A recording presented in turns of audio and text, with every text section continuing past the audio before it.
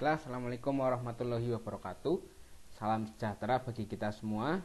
Berikut ini merupakan review tentang tema proposal yang telah masuk ya di mata kuliah seminar proposal yang telah diajukan oleh saudara.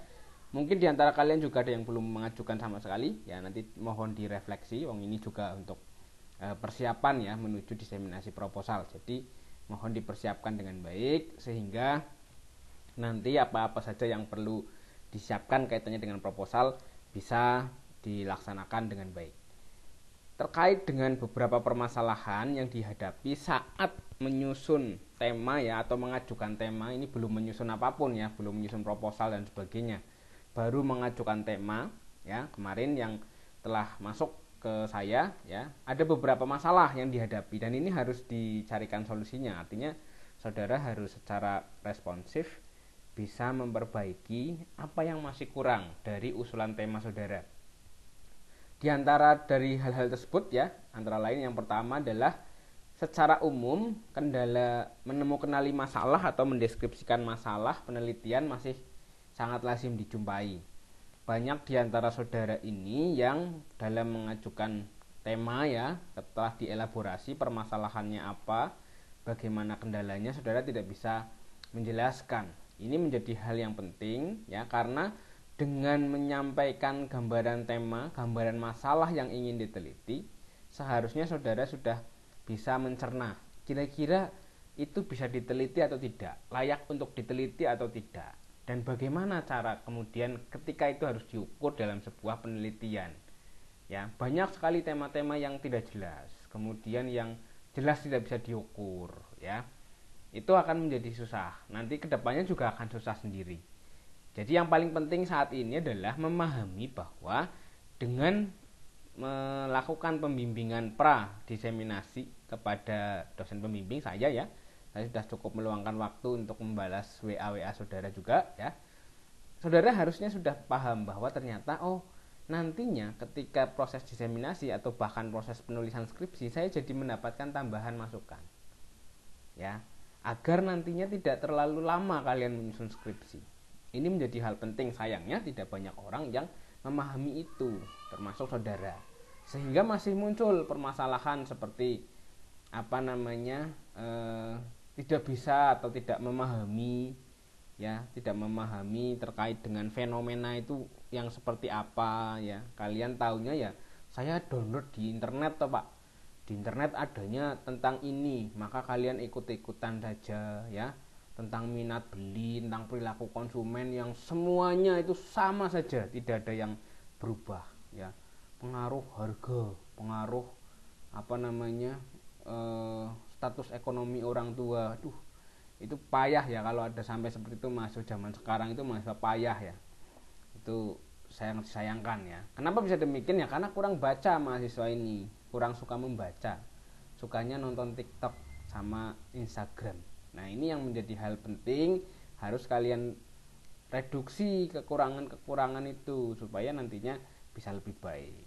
Mahasiswa selalu ragu bahwa skripsinya akan sulit di kemudian hari nanti. Adanya keraguan ini juga banyak sekali. Sudah menyampaikan temanya jelek, diberikan masukan oleh dosen, menurut mahasiswa ini nanti susah Pak, jadi saya tidak berani mengerjakan. Itu juga muncul. Kemudian tidak bisa membaca dan memahami data. Ini kaitannya dengan latar belakang ya, beberapa yang sudah mengajukan latar belakang dan sebagainya itu masih ada keterbatasan di bagian memahami data. Jadi nanti kita lihat ya pada pertemuan ke-6 seperti apa, sejauh apa saudara memahami ya skripsi saudara atau rancangan skripsi saudara yang akan diseminasikan. Mahasiswa tidak memahami esensi riset dan pentingnya seminar proposal untuk keberlangsungan studi. Lah ini yang tadi saya sampaikan ya.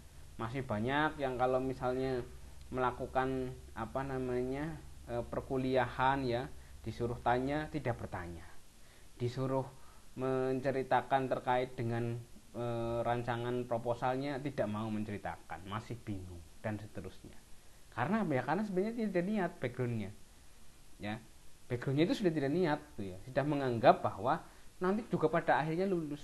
Ya memang seperti itu, pada akhirnya kalian lulus, cuma di semester berapa kalian lulus itu bukan ukuran yang jadi tidak diketahui ya. Kalau kalian sudah punya background yang kuat terkait dengan calon proposal yang mau diajukan, kalian sudah tahu, Pak saya besok lulusnya semester 8 awal loh Pak. Sudah tahu. Kenapa? Karena memang sudah niat untuk dirancang seperti itu.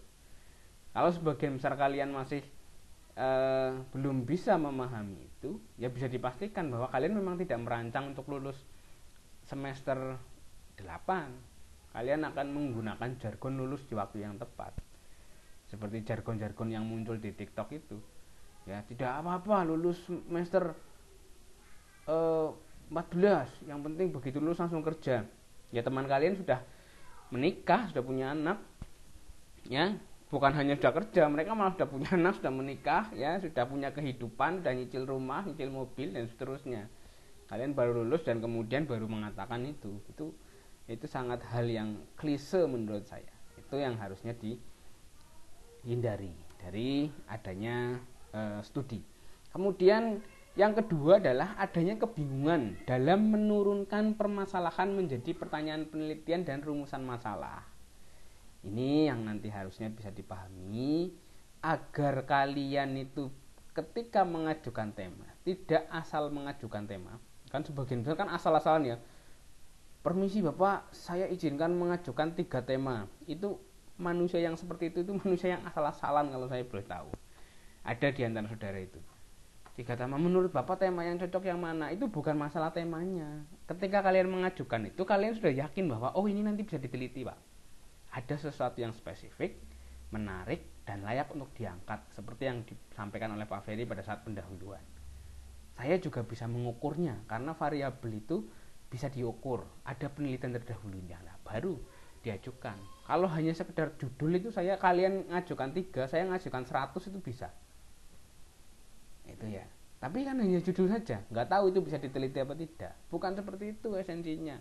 Bukan suruh milih dari yang 3 itu mana yang lebih baik, bukan itu esensinya. Tapi bagaimana kemudian kita bisa memahami bahwa tema yang kita ajukan itu memang sudah melalui kajian yang mendalam, yang saya sampaikan di pertemuan pertama. Ya, masalahnya harus jelas, harus bisa diteliti, harus ada sesuatu yang baru, yang menarik, yang unik, variabelnya bisa diteliti. Kalian juga jangan menganggap ketika kalian WA saya, kemudian saya langsung membalas dengan tolong tambahkan moderasi seperti ini. Saya tidak melalui pengkajian loh. Walaupun memang saya cepat secara membalas, tapi saya melakukan pengkajian. Oh, karena judul seperti ini, temanya ini, topiknya ini, nanti kemudian permasalahannya seperti ini, teori yang digunakan ini. Jelas kalau saya. Ya, maka kalau kalian mengajukan itu tidak asal mengajukan harusnya. Harus melalui pengkajian yang dalam. Nah, ini penting. Yang ketiga, adanya kekeliruan dalam memahami pendekatan penelitian dan jenis penelitian. Ini yang sangat kurang ajar menurut saya. Saya sangat sayangkan. Saya nggak tahu selama kalian kuliah itu apa yang dilakukan ya, sehingga kalian nggak memahami mana itu pendekatan kuantitatif, mana pendekatan kualitatif, ya, mana yang kemudian termasuk ke dalam kuantitatif kausalitas, mana yang kuantitatif non kausalitas, mana yang action research, mana yang kualitatif deskriptif. Nggak tahu kalian. Padahal itu sudah ada di metodologi penelitian. Harusnya itu bisa dikaji kembali. Itu juga sudah saya ingatkan di pertemuan pertama. Ini yang kemudian menjadi hal yang sangat disayangkan. Sehingga mengajukan judulnya temanya kualitatif, tapi ternyata isinya kuantitatif. Temanya kuantitatif, ada pengaruh dan sebagainya, ternyata hasil riset. Kan bingung sekali itu. Ya, tidak bisa diukur, tidak jelas dan sebagainya. Apalagi tema-tema yang sifatnya sangat general, umum. Saya yang penting meneliti di UNES saja Pak, biar gampang. Dasmu kuwi karepe gampang tok ya, tapi kemudian tidak mau belajar, ya buat apa kuliah, mending gak usah kuliah. Kalau saya seperti itu. Ya, ini bukan masalah gampang tidak gampang. Ini masalah bagaimana kemudian kalian menemukan suatu problem dan mengangkatnya atau mendeskripsikannya, atau bahasa bakunya menemukanali problem tersebut untuk diangkat dalam sebuah riset. Nah, itu perlu perhatikan. Mahasiswa kesulitan membedakan penelitian kualitatif studi eksplorasi dengan analisis strategi. Ini juga ada. Mahasiswa kurang pengetahuan tentang metodologi penelitian. Ini sama sekali nggak tahu, ada yang nol potol ya, ada asal-asalan saja begitu. Yang penting saya mengajukan judul, udah diminta Pak Ferry ngajukan judul, ya ajukan judul aja udah. Akhirnya ya hasilnya seperti itu, asal-asalan saja judulnya. Kalau saya langsung terima saja bisa, tapi nanti kalian akan mendapatkan masalah di kemudian hari nanti. Pada saat mulai menyusun latar belakang bingung sendiri kalian. Akhirnya apa saya ganti aja ya, akhirnya seperti itu. Apalagi pada saat nanti diseminasi, ya saya yakin delaynya pasti sampai dengan 5 menit lebih. Ditanya pasti jawabnya sampai dengan 5 menit lebih. Mungkin sampai ada dosen yang melempar kursi baru kalian akan menjawab. Karena apa? Saya bisa mengetahui dari cara kalian menyampaikan tema yang akan diajukan, ya masih sangat lemah sekali dalam pengetahuan terkait dengan metodologi. Oke, itu yang jadi evaluasi ya. Nanti tolong dipahami dan dihayati dengan baik agar ada perbaikan. Kemudian ini adalah untuk persiapan besok ya. Pertemuan ke-6 sudah saya sampaikan di awal untuk semua kelas nanti ya. Kelas A dan kelas B terutama. Kalau kelas IUP nanti ada treatment tersendiri karena itu jumlahnya cuma 8 orang ya.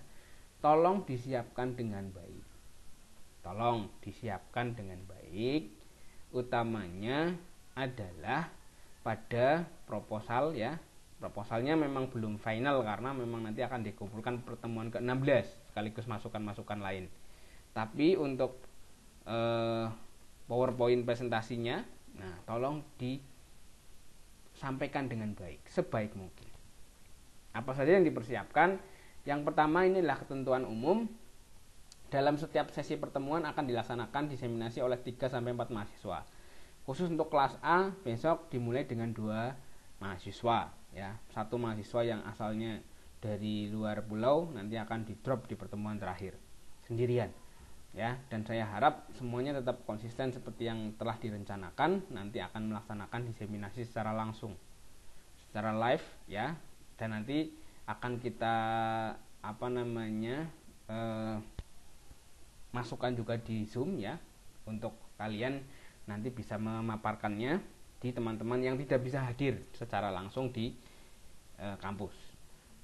Mahasiswa wajib melakukan diseminasi proposal melalui Zoom ya, dengan presentasi walaupun kalian nanti ada di kelas ya, di kelas tertentu, tapi Zoom-nya itu tetap nyala. Jadi kalian di dalam mempresentasikan itu, share screen-nya itu juga di dalamnya ada Zoom-nya ya, ada Zoom-nya yang nanti dilaksanakan ya selama 20 menit ya. 10 menit pemaparannya cuma 10 menit, tidak usah lama-lama. Kemudian 10 menit tanya jawab. Jadi nanti secara akumulatif ya, kalau ada 3 orang totalnya 60 sampai dengan 70 menit sudah selesai untuk satu sesi. Kemudian peserta diseminasi harus dikomentari oleh pemerhati dan juga dosen, mahasiswa dan juga dosen. Dikomentari. Kalau tidak ada yang komentar berarti ya tidak mudeng atau memang males ya. Males itu gawan bayi yuk. Jadi tidak usah dirubah-rubah ya. Kalau kalian males ya, tapi di manajemen ya. Males kapan saya mau males? Saya mau males di hari Minggu, hari Senin sampai dengan Sabtu saya mau produktif 24 jam bisa. Ini nanti tolong diperhatikan. Kemudian mahasiswa wajib mencatat masukan-masukan yang diberikan selama seminar sebagai bahan penyusunan proposal. Ini wajib juga, nanti tolong dibantu, saling membantu saja. Kalau ada 2 orang, salah satunya nanti akan menjadi notulen untuk yang lainnya. Ya, atau kalau bisa direkam secara Zoom, karena Zoom-nya juga aktif nanti sehingga bisa dilaksanakan rekamannya untuk perbaikan. 1 hari sebelum pemaparan diharapkan peserta dapat mengirimkan PowerPoint kepada dosen. Ini 1 hari sebelumnya dikirim ke saya berupa PowerPoint yang akan dipresentasikan besok. Oke. Kemudian ini ketentuan khusus dan tata cara. Dosen membuka sesi paparan diseminasi dengan mempersilahkan peserta, ini saya ya, memberikan waktu 10 menit, kemudian pemerhati ya untuk mengomentari dan sebagainya ya. Minimal ada 1 atau 2 lah dari mahasiswa yang berkomentar begitu. Peserta dimohon menanggapi ya.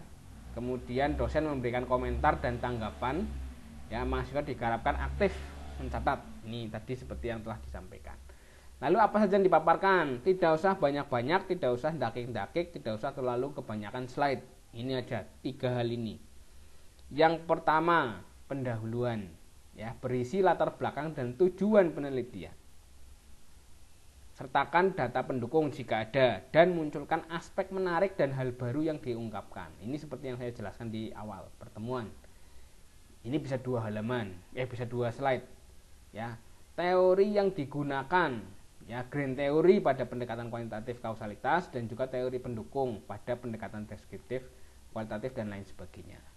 Untuk penelitian kausalitas yang kalian nanti akan teliti, ya, dan judulnya telah disampaikan ke saya, harus ada Green teori.